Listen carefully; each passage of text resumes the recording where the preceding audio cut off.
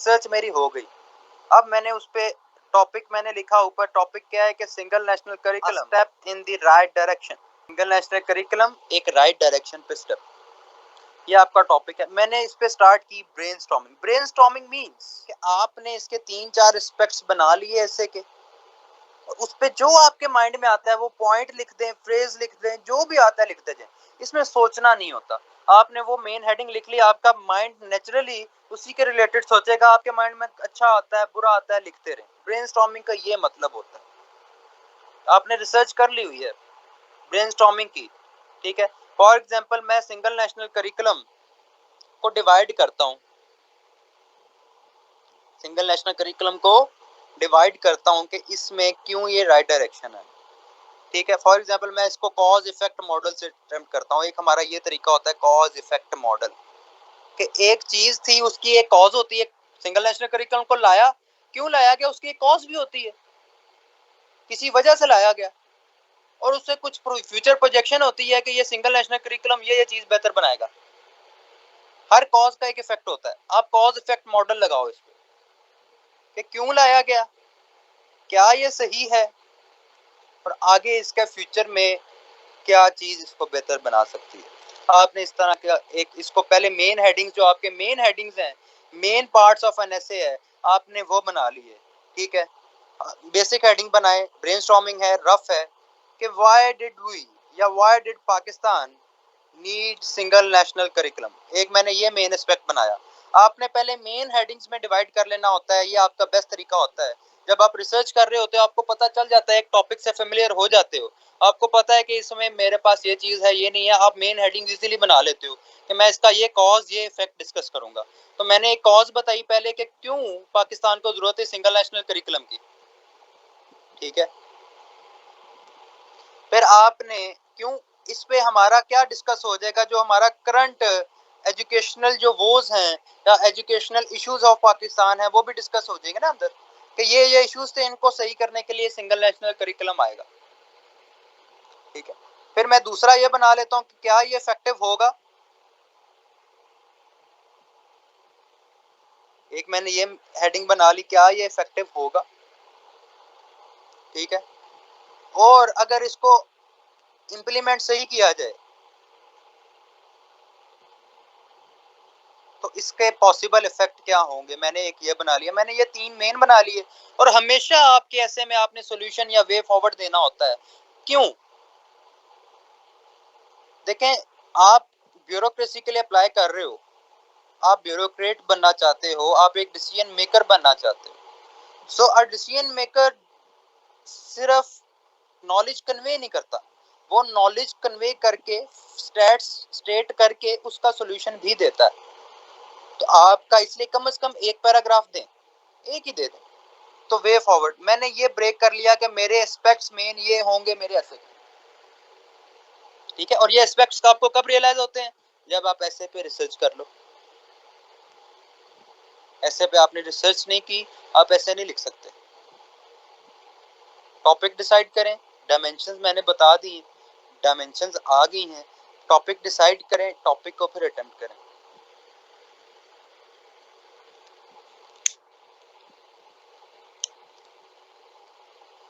अब मैं ब्रेनस्टॉर्मिंग करता हूं, आप मुझे बताएं क्यों सिंगल नेशनल करिकुलम की क्यों जरूरत है, एक करिकुलम क्यों होना चाहिए सबका। आप लोग इनपुट दें, जो आपके माइंड में हेडिंग आती है, बोलते जाएं या लिखते जाएं,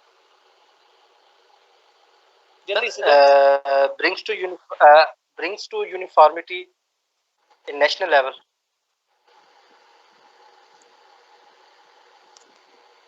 यूनिफॉर्मिटी लानी है, और सर डिफरेंसेस डिक्रीज होंगे सर। एक एक करें, एक एक करके। अच्छा आप बोलें, आप डिफरेंसेस डिक्रीज होंगे प्रोविजंस के और सेंट्रल के। प्रोविंसेस के डिफरेंस रिड्यूस होगा, ये कहना चाह रहे हैं। और जी जी बोले बोले बोले सर, सर जो मेंटालिटी लेवल होता है ना बच्चों में, तो वो जी जी बिल्कुल जाहिर है, सिंगल नेशनल करिकुलम अप्लाई हो गया हुआ है, तो हम इसलिए इसको अटेम्प्ट कर रहे हैं, और क्यों कर रहे हैं। अच्छा नेक्स्ट, सर एलीट क्लास और लोअर क्लास का डिफरेंस कम होगा। ठीक है, आपके जो क्लास डिफरेंस रिड्यूस होगा। हाँ जी, क्लास डिफरेंस रिड्यूस। लेकिन मैं आपसे ये नहीं पूछ रहा होगा क्या, मैं आपसे पूछ रहा हूँ इसकी जरूरत क्यों थी। तो क्लास डिफरेंस एग्जिस्ट कर रहा था जिसकी वजह से सिंगल नेशनल करिकुलम की जरूरत पड़ी, आप इस तरह कह सकते हैं। मेरिट देखें, आप सॉल्यूशन, आप इफेक्ट बता रहे हैं, पहले कॉजेस बताएं ना कि क्यों जरूरत पड़ी।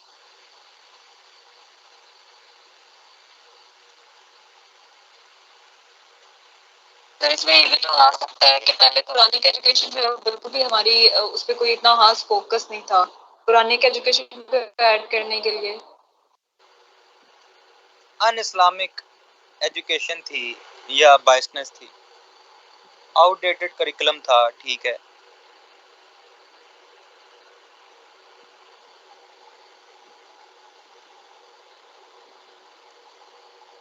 कि आप ही बनाएंगे आउटलाइन, आज मैंने नहीं बनाई।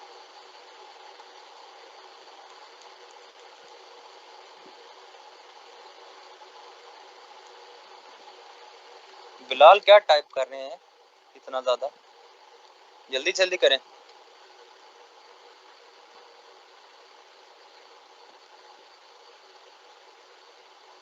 बोले बोले सर बजट पे भी तो फर्क पड़ेगा ना, मदरसा कम होंगे, मतलब अगर सिंगल नेशनल। एक दो पॉइंट मैं डालता हूँ।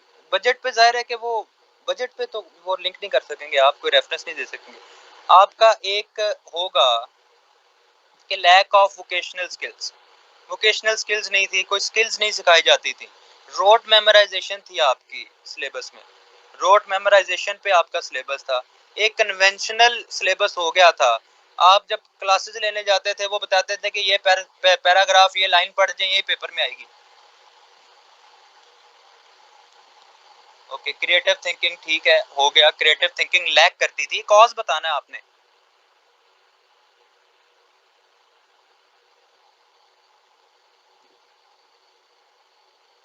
ठीक है, इक्वालिटी वो हमने डिस्कस कर ली है कि डिफरेंस है, क्लास डिफरेंस है, प्रोविंसेस में डिफरेंस था। सर लैक ऑफ कॉन्फिडेंस भी तो है ना स्टूडेंट्स के अंदर। लेकिन लैक ऑफ कॉन्फिडेंस था, ठीक है। कम्युनिकेशन स्किल को उसको डाले ना, मेन कैडर देखा करें। ठीक है। कम्युनिकेशन स्किल आ गई आपकी।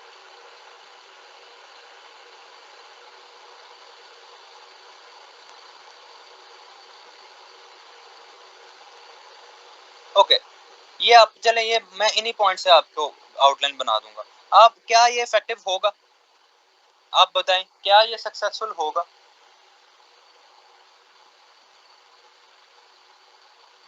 सर ये जो ऊपर पॉइंट्स बताए हैं हमने, रीजनेबल पॉइंट्स जितने भी बताए हैं, उस हिसाब से तो इफेक्टिव होगा ना। वो आप मुझे बताएं क्या होगा कि नहीं होगा, आप उसके पॉइंट्स मुझे रीजंस दें। यस नहीं लिखना, क्या क्यों होगा इफेक्टिव, या होगा या नहीं होगा। चले हम इसको दो कर लेंगे कि इसमें पॉजिटिव एस्पेक्ट्स क्या है और नेगेटिव क्या है। हम इसको दो में कर लेते हैं, पॉजिटिव्स क्या है और नेगेटिव्स क्या है।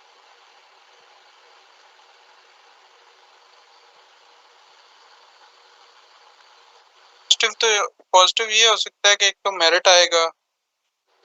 अच्छा, पॉजिटिव ये है कि सेम लेवल ऑफ स्किल्स सिखाई जाएगी सबको, सेम एजुकेशन सबको दी जाएगी, यानी कि एजुकेशनल सेग्रीगेशन रिड्यूस होगी। आपका मेन ये आ गया कि एजुकेशनल सेग्रीगेशन रिड्यूस होगी। इस तरह का पॉइंट दें कि इसका पॉजिटिव इफेक्ट क्या होगा नेशन पे। नेशनल लैंग्वेज एक मीडियम बन जाएगा। नेशनल लैंग्वेज देखें, सिंगल नेशनल करिकुलम में आपकी जो है मॉडर्नाइजेशन का ज़्यादा टच है, तो नेशनल लैंग्वेज नहीं।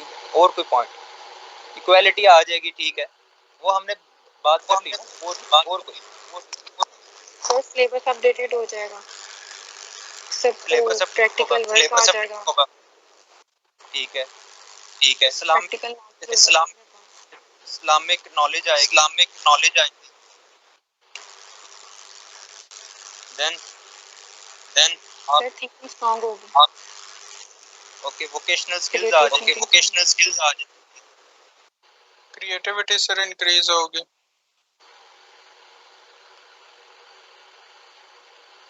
लिख लिया जी, और यूनिटी आएगी, ठीक है।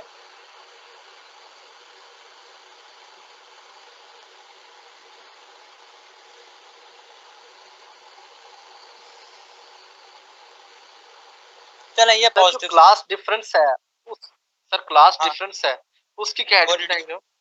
हाँ चलें, क्लास डिफरेंस रिड्यूस होगा, इक्वल अपॉर्चुनिटीज मिलेंगी, ये भी हमने लिख लिया जी। नेगेटिव्स क्या हैं इसके?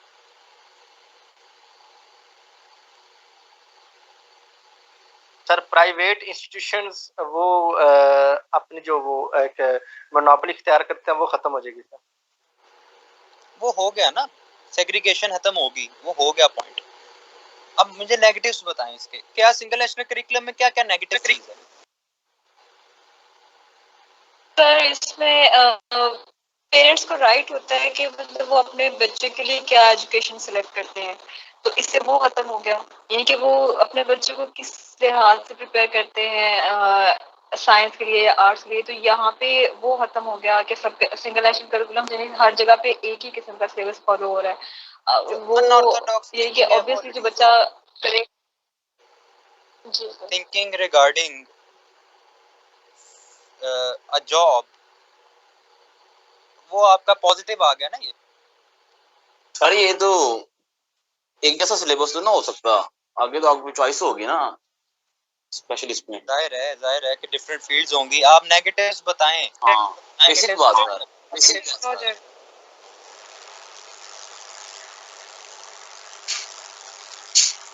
फॉर एग्जांपल मैं आपको देखिए, एजुकेशन है वो अंडर प्रोविंशियल ज्यूरिसडिक्शन है, ये फेडरल स्टेप है, लेकिन एजुकेशन है वो प्रोविंशियल मैटर है। तो मेन नेगेटिव तो ये हो गया कि ये तो उसके अंडर ही नहीं आता, प्रोविंशियल कंप्लायंस कैसे होगी? मेन इशू तो ये आएगा ना प्रोविंशियल कंप्लायंस का। सर अगर सुबह में हुकूमत होगी तो आ जाएगा ना, केपीके में जैसे पंजाब में आया था, पीटीआई लाई गई थी। हाँ तो आपका उधर तो नहीं आएगा ना, सिंध में या बलोचिस्तान में। इशू है ना, आप इशू की बात करें, आपके पास रेफरेंस है एक चीज का तो आप बस वो बोले, अभी ब्रेनस्टॉर्मिंग हो रही है, आप सारे पर्सपेक्टिव्स दें। मैं एक एग्जांपल दिया आपको,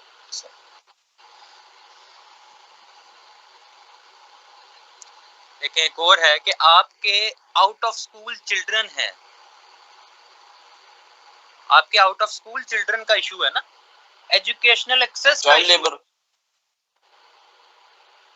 ठीक है। आपका करिकुलम का इशू तो बाद में आता है, पहले तो आपने आउट ऑफ स्कूल चिल्ड्रन को, जो 22 मिलियन जो नहीं जा रहे स्कूलों में, उनको आपने टारगेट करना है। अच्छा, एक ये आ गया। दूसरा आपको मेजर नेगेटिव ये है कि बजट आप सबका चेंज करने चले हैं। बजट है, इकोनॉमिक जो कंस्ट्रेंट्स हैं, आपकी फैसिलिटीज हैं जो गवर्नमेंट इंस्टीट्यूशंस में, वो लैक करेंगी। गवर्नमेंट इंस्टीट्यूशंस क्यों? बजट तो उतना ही है ना आपका, वो आप उतनी जितना प्राइवेट स्कूल या प्राइवेट कॉलेजेस इन्वेस्ट कर सकते हैं, वो आप उतना नहीं कर सकते।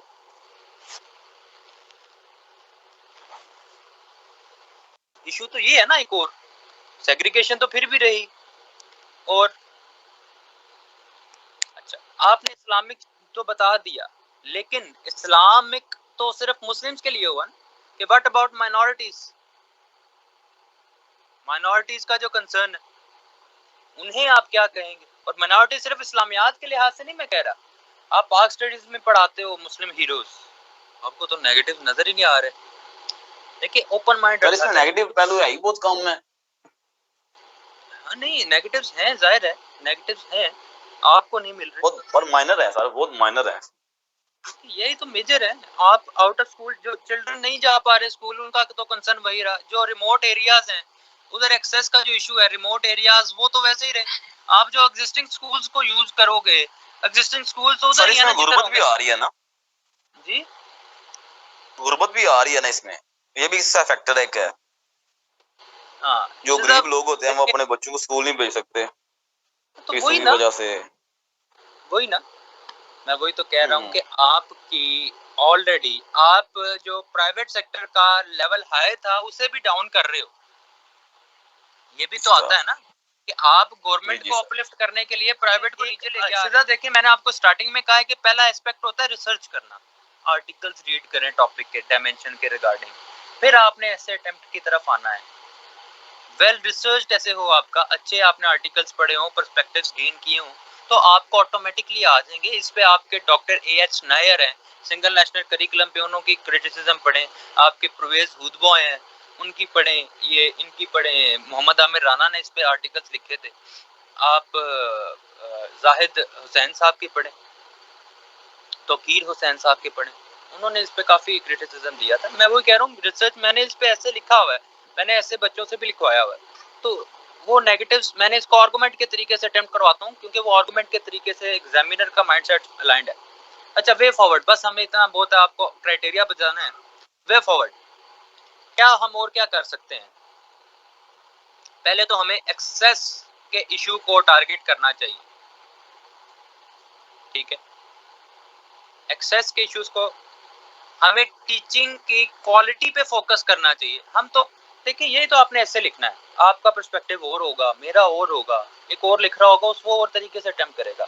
आप अपनी बात को कैसे बताते हैं, आप अपनी बात को कैसे कन्वे करते हैं, दिस इज एन ऐसे। उसको कंसोलिडेट करते हो, प्रूव करते हो, बैकअप करते हो कि नहीं करते, ये आपका ऐसे है, यही चीज है ऐसे में।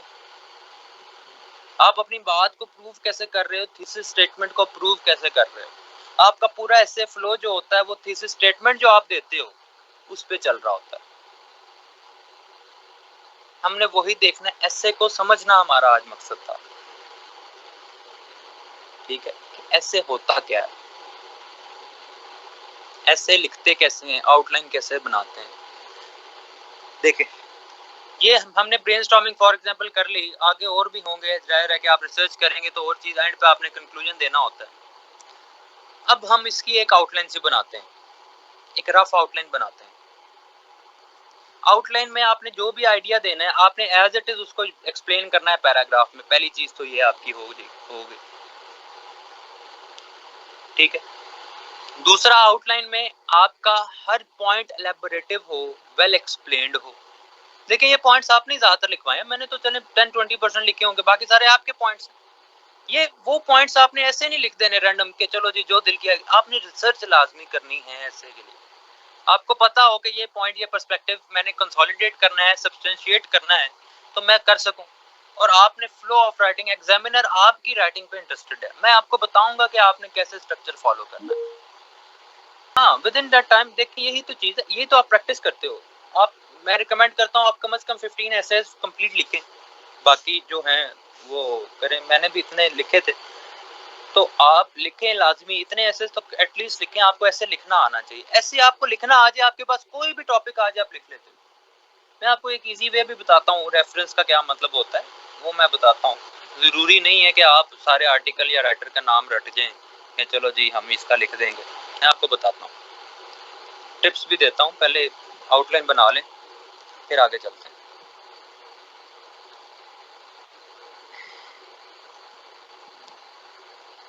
मैं एक मिनट बस पानी पी लूँ फिर स्टार्ट करते हैं। आप क्वेश्चन लिखें अपना।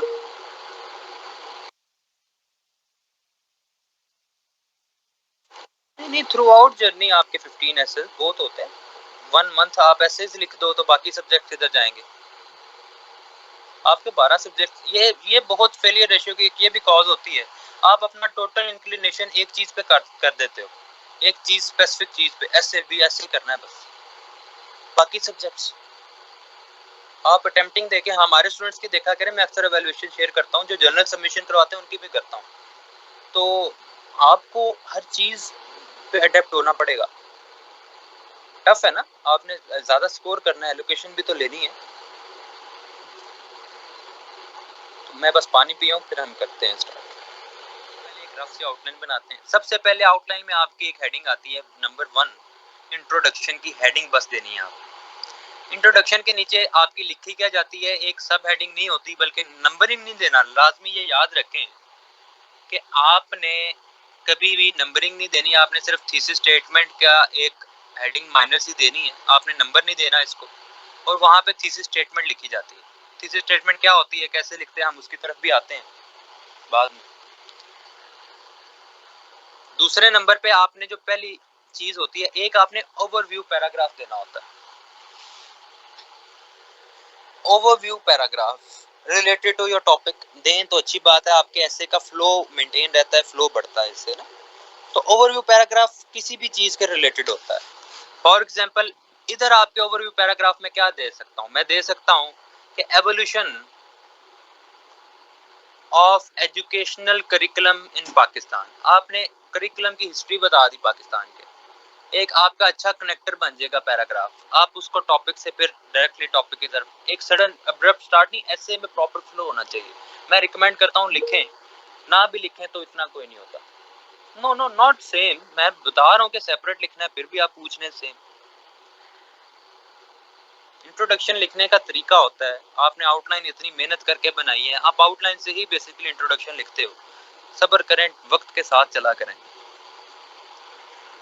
अच्छा, आप ये डाल सकते हो, आप यहाँ पे ये भी बता सकते हो कि मेजर ट्रेड्स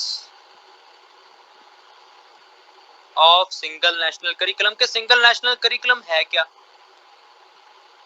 आप दोनों भी बता सकते हो। लेकिन इतना टाइम नहीं होता कि आप प्रॉपर एक फुल डिटेल्ड चीज लिखो, हर चीज लिख दो, इतना टाइम आपके पास नहीं होता। तो आपने इन दोनों में से कोई भी एक ओवरव्यू पैराग्राफ डाल दिया। ओवरव्यू बताना नहीं है कि ये ओवरव्यू है, आपने बस वो हेडिंग एक मेन दे दी। फिर आप थर्ड मेन एस्पेक्ट जो हमने आउटलाइन जिस पे बनाई, पहले हमने लिखा था कि why did Pakistan need a single national curriculum. तो हम इसी की बात करते हैं, हम बात करते हैं जी क्यों जरूरत थी। ठीक है, द नीड ऑफ, आपने अच्छी हेडिंग देनी होती है, of a uniform curriculum in Pakistan. ठीक है, causes that led to the formation। अब आपने एक दफा सिंगल नेशनल करिकुलम लिख लिया तो आप एसएनसी भी लिख सकते हो, लेकिन प्रेफरेबली आप सिंगल नेशनल करिकुलम पूरा लिखें तो वो ज्यादा बेहतर है। The need of a uniform curriculum in Pakistan causes that led to the formation of single national curriculum। आपकी ये एक एलैबोरेटिव हेडिंग बनेगी, आपको पता चल जाएगा कि ये मेन हेडिंग है, इसके नीचे कौन सी आइडियाज देगा भी। अच्छी हेडिंग बनाए, अच्छी फ्रेजेस बनाए, सेंटेंस नहीं बनाना कभी भी। ठीक है, डैशेस, आपको मैंने पंक्चुएशन के रूल्स यूट्यूब पे भी हैं, देखें।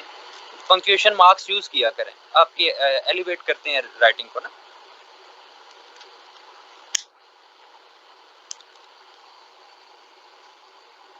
पहली हेडिंग आपकी, आपने फॉर एग्जांपल अब चूज कौन सा पॉइंट करना है।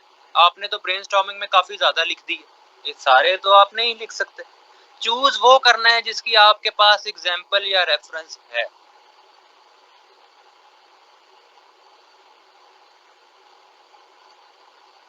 पहला स्टेप होता है कि आपने चूज करना है, वो इसमें से पॉइंट चूज करें।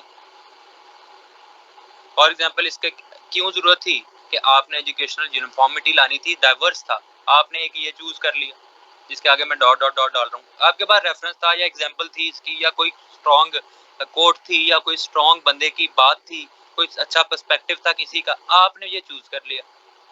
क्लास डिफरेंस पे आपका था, आपने ये लिख लिया। पॉलिटिकल डिफरेंसेस पे था, आपने ये लिख लिया। मेरिटोक्रेसी नहीं थी, आपने ये लिख लिया। आउटडेटेड करिकुलम, आपने टॉप, आपकी कितने पैराग्राफ्स आप लिख सकते हो, 15 पैराग्राफ्स आप 3 आवर्स के अंदर लिख सकते हो। तो 2 आवर्स ही बचे ना आउटलाइन के बाद, लिख सकते हो 15 हेडिंग्स टोटल चूज करनी है आप। एक तो हमने ओवरव्यू लिख लिया, एक इंट्रोडक्शन, 13 रहेगी बाकी। वेटेज उतनी दे, लेकिन प्रैक्टिस में आप कोशिश करें कि 5-5 सब हेडिंग दें या 4-4 दें सब में। फॉर एग्जांपल मैंने ये चूज कर लिया एज एन एग्जांपल कि मेरे पास इसका रेफरेंस था, एक एग्जांपल थी, मैं इस बात को सब्सटेंशिएट कर सकता हूं, मेरे पास इसका नॉलेज इनफ था, मैंने ये चूज कर लिया। ठीक है, नेक्स्ट कोई भी चूज कर सकते हैं आप अपने लिहाज से, जिसका देखिए, इसलिए तो ऐसे सबका डिफरेंट होता है। ऐसे राइटिंग एक स्किल इसलिए तो कहा जाता है कि सबका डिफरेंट होगा, अपने लिहाज से, अपने माइंडसेट के लिहाज से सबने किया होगा। ठीक है, अब इसके पॉजिटिव्स आपने देखे, पॉजिटिव्स पे भी आपने चूज कर लिए। पहले अरेंज करना, कैसे अरेंज किया जाता है मैं बताता हूँ। आपने चूज कर ली, आपने कहा कि पॉजिटिव इसके क्या होंगे कि एक एजुकेशनल सेग्रीगेशन खत्म हो सकती है, आपका सिलेबस अपडेट हो जाएगा, वोकेशनल स्किल्स आ जाएंगी, क्लास डिफरेंस कम होगा, बल्कि वो एजुकेशन सेग्रीगेशन में आ गया। आपने एक पॉइंट को रिपीट नहीं करना, आपकी अनएम्प्लॉयमेंट कम होगी। फॉर एग्जांपल आपने ये 3-4 चूज कर लिए, देखें ये रफ होता है, सारा रफ है, रफ एंड पे करते हैं शीट के। आपके जनरली 32 पेजेस होते हैं पीएमएस में। पीएमएस में 32 पेजेस की शीट्स होती हैं और सीएसएस में तकरीबन 24 पेजेस होते हैं आपके पास।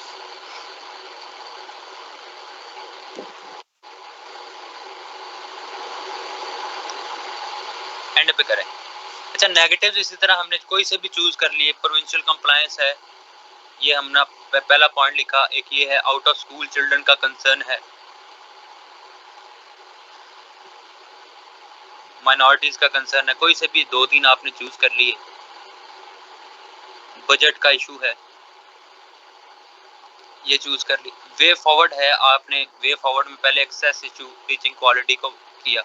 आपने ये सारे चूज कर लिए जिनका आपके पास डाटा है, जिनका आपके पास नॉलेज, ठीक है। अब इनको आपने चूज कर लिया, बाकियों को छोड़ दें, इनकी तरफ ध्यान दें, ठीक है। क्वेश्चन एंड पे आप बच्चे ध्यान से सुन लें पहले। Educational uniformity in education. अब देखें, एक चीज होती है चूज करना, एक होती है कि कौन सी हेडिंग पहले आएगी कौन सी बाद में आएगी, वो मैं आपको बताता हूँ जब मैं नीट आउटलाइन की तरफ जाऊंगा। अभी रफ बना लेते हैं।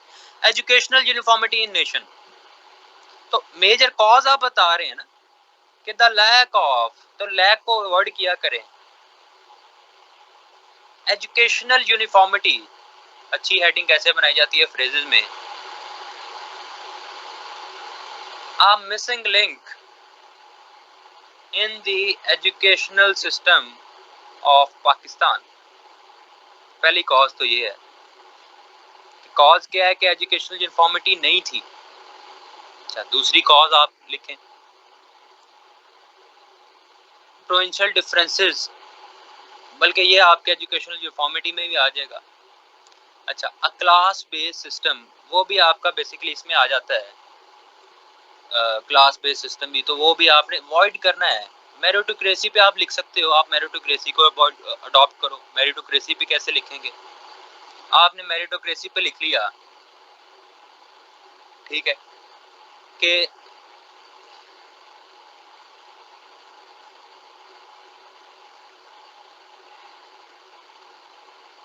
Education system was devoid of meritocracy, आपने ये स्टांस दे दिया। अच्छा, आपका है आउटडेटेड करिकुलम, ठीक है। आउटडेटेड करिकुलम आपने बताया, आउटडेटेड करिकुलम, फिर इसको एक्सप्लेन किया। ऐसे एक्सप्लेन करेंगे आपका आइडिया क्लियर हो जाए। आउटडेटेड करिकुलम, इसको एक्सप्लेन किया, क्या किया कि unorthodox means still being used to teach students. Unorthodox syllabus है, अनऑर्थोडॉक्स चीजें पढ़ाई जा रही हैं। आपने फिर बाकी चूज किए कि वोकेशनल स्किल नहीं है, ठीक है, आपने चले ये उसी में आ जाता है। क्रिएटिव थिंकिंग नहीं है, कन्वेंशनल सिलेबस है, कम्युनिकेशन स्किल लैक करते हैं। अब कोई भी और लिख सकते हैं, ठीक है, ओके।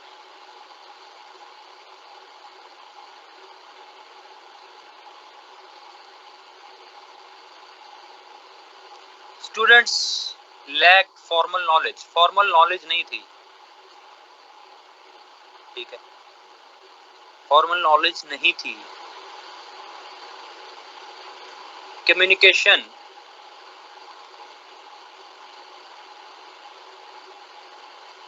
स्किल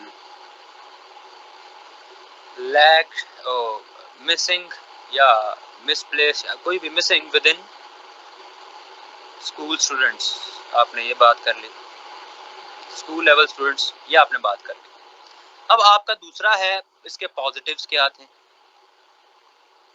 कि how single national curriculum will be able to transform Pakistan's education system in a positive way. कैसे वो इसको पॉजिटिव वे में ट्रांसफॉर्म कर सकता है।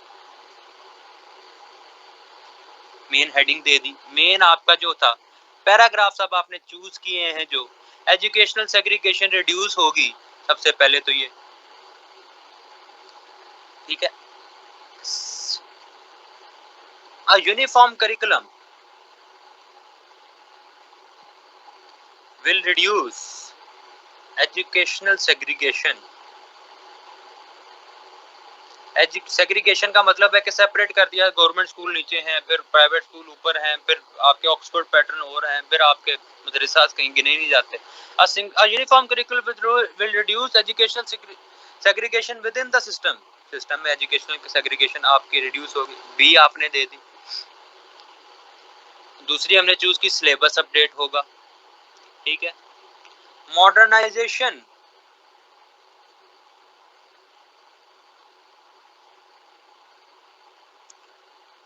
ऑफ सिलेबस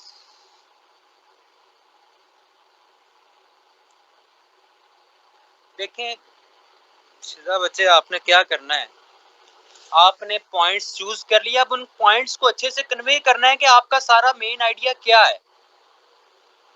हमने कॉजेज राइट कर लिए ना, ऊपर मेन हेडिंग हमने दी थी, causes that led to the formation of single national curriculum. Causes हमने जितने चूज किए लिख लिए जिन पे हमारा डाटा था। अब हमने अगली बात की कि इनका पॉजिटिव इफेक्ट क्या होगा। हमने देखे 3-4 एस्पेक्ट्स बनाए थे ना, तो हम दूसरे एस्पेक्ट पे आ गए अब कि पॉजिटिव क्या इफेक्ट होगा। अब हम उसकी जो हमने पॉइंट्स चूज किए, फॉर एग्जांपल पहला था एजुकेशनल सेग्रीगेशन रिड्यूस करेगी, उसको हमने अच्छे से करके लिख दिया यहाँ पे।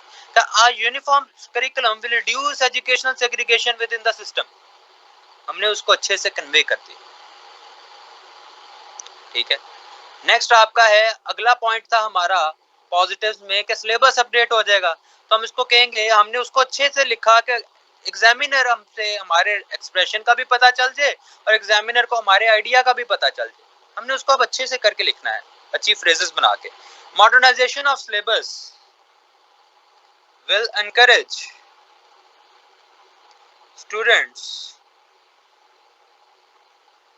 to keep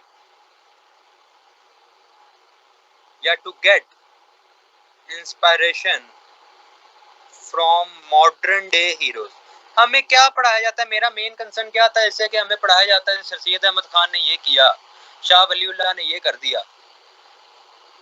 मॉडर्न डे में उनकी एप्लीकेबिलिटी तो नहीं है ना। मॉडर्न डे में आपको क्या पढ़ाया जाए, ठीक है। मॉडर्न डे पे आपको इलॉन मस्क का बताया जाए, बिल गेट्स का बताया जाए, इनसे आप इंस्पिरेशन लो ना। जाहिर है हमने सेपरेट दी है, ऊपर देखें हमने एक अच्छी हेडिंग दी है। आपने कॉजेज एक पॉइंट नहीं लिख देना कि ये कॉजेज हैं, आपने उसको अच्छा सा ये देखें, ये जो मैं ब्लू से हाईलाइट करने लगा हूँ, ये कॉजेज के लिए हमने हेडिंग दी है। पढ़े इसे, the need of a uniform curriculum in Pakistan, causes that led to formation of single national curriculum, ठीक है। ये हमने कॉजेज के लिए मेन हेडिंग दी और नीचे उसके पॉइंट्स बताए। फिर हमने पॉजिटिव्स के लिए मेन हेडिंग दी और नीचे उसके पॉइंट्स बताए। वोकेशनल स्किल्स, ठीक है। थर्ड है आपका वोकेशनल स्किल्स, तो आपने इसको अच्छे से करके कैसे लिखना है। द इंक्लूजन ऑफ, आपकी देखिए रिडंडेंसी ना हो, कोई भी सेम तरीके से ना लिखें, कोशिश करें कि different sentence structure different words use करें। The inclusion of vocational skills will encourage part-time jobs in Pakistan। vocational skills आ गई तो वो पार्ट टाइम जॉब्स को encourage किया जाएगा, ठीक है।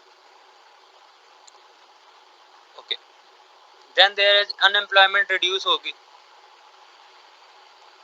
बल्कि वो आपका इसी में आ जाएगा, राइम करता है। इक्वल अपॉर्चुनिटीज होगी, क्लास डिफरेंस वो हमने एजुकेशन सेग्रीगेशन में कर लिया, क्रिएटिविटी आएगी, अनऑर्थोडॉक्स थिंकिंग रिड्यूस होगी। चले आपने ये 2-3 पॉइंट्स लिख लिए, नेक्स्ट आप आ जाते हैं नेगेटिव्स पे। नेगेटिव्स आपने क्या लिखा है, आप इसकी अच्छी हेडिंग कैसे देंगे, ठीक है।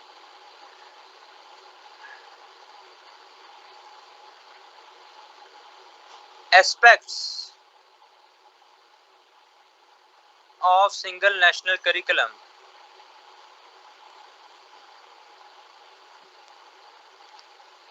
Subjected to wider criticism. किन चीजों पे इसको क्रिटिसाइज किया जा रहा है, कौन से एस्पेक्ट्स हैं इसके, हमने आगे ये देखे थे, उस पे हमने हेडिंग्स दी। पहले हेडिंग हम देखें, हमने कौन सा पॉइंट चूज किया, प्रोविंशियल कंप्लायंस, ठीक है। तो हम यही लेते हैं कि एजुकेशन अंडर प्रोविंशियल jurisdiction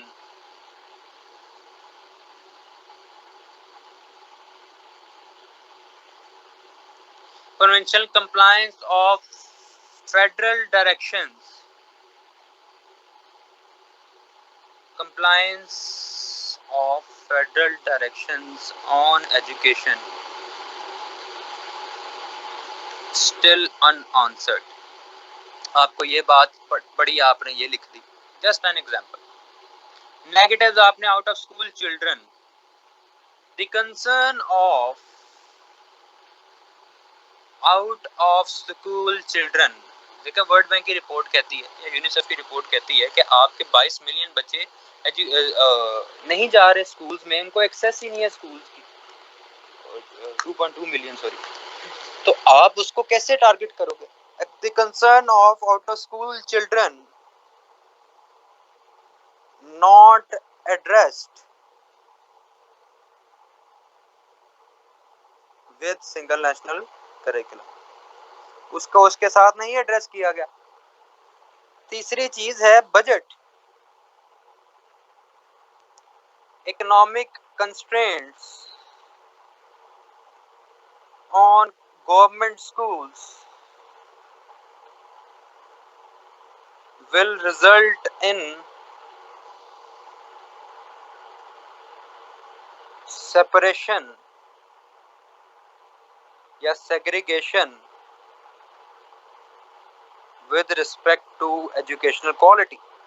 आप बात करें, ऐसा लिखें कि उसको आपका आइडिया कन्वे हो जाए कि इकोनॉमिक कंस्ट्रेंट्स हो, गवर्नमेंट स्कूल्स पे इकोनॉमिक कंस्ट्रेंट्स हैं, जो रिजल्ट किस पे करेगी, segregation with respect to educational quality. आपने फ्रेज लिख दी अच्छी। और लास्ट पे आपकी माइनॉरिटीज का कंसर्न है, वो आपने नहीं कहा कि इस्लामाइजेशन ऑफ एसएमसी, इस्लामाइजेशन कर दी है, ठीक है। An emerging concern for minorities का कंसर्न है। आर्टिकल 22A इस पे एक मेजर हर्डल है कॉन्स्टिट्यूशन ऑफ पाकिस्तान का। देखिए जो रिसर्च आप करेंगे तो आपको पता चलेगा, ज़्यादा पॉइंट हो सकते हैं, इससे बेहतर पॉइंट्स आपको मिले, ठीक है। ये तो जस्ट हमने तो आपके पॉइंट्स पे ही मैंने आपके बना दी ना एक आउटलाइन, आपने उन्हीं को कैसे एलिवेट करना है, प्रॉपर आउटलाइन की शेप कैसे देनी है, वे फॉरवर्ड, ठीक है। कि possible steps to address the public concerns. आपने पॉसिबिलिटी की बात करनी होती है वे फॉरवर्ड में। आप एक एस्पिरेंट हो, आप ना ब्यूरोक्रेट हो ना कोई टेक्नोक्रेट हो जो बताए कि ये सोल्यूशन है जी, ये लगा लो सब कुछ बेहतर हो जाएगा। तो पॉसिबिलिटी की बात करें, पॉसिबल लाजमी लिखें, या मे अडॉप्ट, गवर्नमेंट मे अडॉप्ट, ठीक है, अ वे फॉरवर्ड। माइक ऑफ करें जी सर। इसका भी। जी जी सर ये जो सर ये मिनॉरिटी का वाला है ना हेडिंग्स आपकी, सर ये वैसे साइज वाइज तो बहुत छोटी सी है ना, किसी कुछ स्कूलों में तो होता ही कोई ना, मिनॉरिटी के बच्चे बिल्कुल ना होने के बराबर होते हैं, एक या दो होते हैं। छोटा हो बड़ा हो, कंसर्न तो कंसर्न है ना। हाँ पर यार सारे इसका वैसे रिस्पांसिबली देखें ना तो काफी अच्छा बड़ा इशू है। बच्चे ये फजूल पॉइंट ना दें। आप देखें आपका आर्टिकल 22(1) कहता है कि आप किसी भी रिलीजन को दूसरे रिलीजन के प्रैक्टिसेस के लिए इन्फोर्स नहीं कर सकते। मेरे पास एक स्ट्रॉन्ग रेफरेंस है इसका, तो मैं अपने पॉइंट्स में ये यूज कर सकता हूँ। आपके पास नहीं है तो आप ना यूज करें। ओके आपका पर्सपेक्टिव है, ऐसे आपका है, मेरा नहीं है। मेरा उसमें मैंने सिर्फ उसमें चेक करना है कि क्या आपने बात को रिसर्च बेस्ड बनाया है, क्या आपने उसको अच्छा लिखा है, क्या आपका फ्लो ऑफ आइडियाज है। मैंने इस बेसिस पे चेक करना है। मैंने ये चेक ही नहीं करना होता कि आपने क्या आइडिया दिया, उस आइडिया को कन्वे कैसे किया, ऐसे में ये चेक होता है।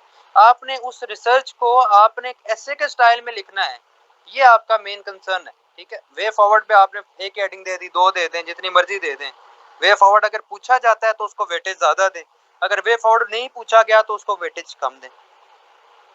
ठीक है, the issue of access to out of school children may be addressed to ensure progressive future।